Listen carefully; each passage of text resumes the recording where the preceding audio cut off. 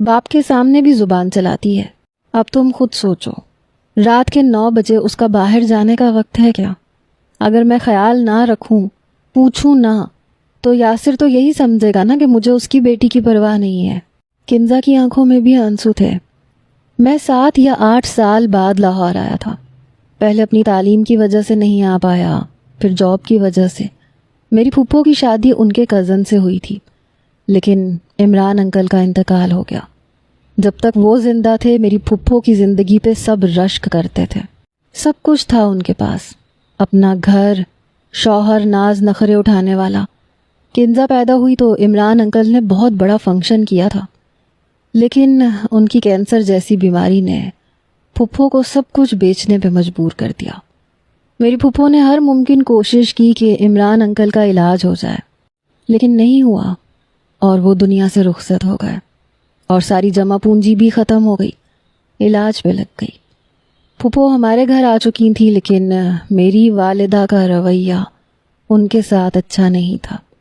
انہیں لگتا تھا کہ پھپھو میرے والد کو پٹیاں پڑھاتی ہیں، اور والد کا رویہ میری والدہ کے ساتھ ٹھیک نہیں رہتا۔ حالانکہ میری پھپھو میرا بڑا خیال رکھتی تھی۔ میں اسکول سے آتا تھا تو مجھے تازہ روٹی بنا کے دیتی تھی، کبھی اماں سے بھی کچھ نہیں کہتی تھی۔ مجھے کبھی بھی انہیں دیکھ کر یہ نہیں لگا کہ وہ میرے والد کو میری ماں کے خلاف کرتی ہوں گی۔ لیکن بہرحال جھگڑے بڑھنے لگے تو میرے والد نے اپنے دوست کے توسط سے پھپھو کی شادی یاسر انکل سے کروا دی، جن کی پہلے سے ایک بیٹی تھی۔ کنزا سے شاید 1 سال چھوٹی ہوگی۔ پھپھو کراچی سے لاہور آ گئی۔ یاسر انکل بہت بڑے بزنس مین تھے، بنگلے میں رہتے تھے۔ دیکھنے والے سب یہی سمجھتے تھے کہ میری پھپھو تو اپنے گھر میں عیش کرتی ہوں گی، کتنا اچھا انسان ہے، بیوی کے ساتھ ساتھ بیٹی کو بھی رکھ لیا۔ میری ماں تو بار بار یہی کہتی تھی کہ افشاں کی قسمت بڑی اچھی ہے، زندگی میں 2 مرد آئے اور دونوں ہی امیر۔ خیر، میرے باس نے مجھے ایک پروجیکٹ دیا تھا جو مجھے لاہور میں ہی پورا کرنا تھا۔ میں ایک بہت بڑی کنسٹرکشن کمپنی میں جاب کرتا تھا، آرکیٹیکچرر تھا، مگر میں صرف نقشے نہیں بناتا تھا، مجھے کنسٹرکشن بھی کروانی تھی، اور مجھے اس کا کافی تجربہ بھی تھا۔ اسی سلسلے میں مجھے پورے 6 مہینے کے لیے لاہور میں رہنا تھا۔ حالانکہ اس کمپنی کی طرف سے مجھے ایک فلیٹ بھی دیا گیا تھا، گاڑی بھی دی گئی تھی، لیکن پھپھو کی ضد تھی کہ میں ان کے گھر پہ رہوں۔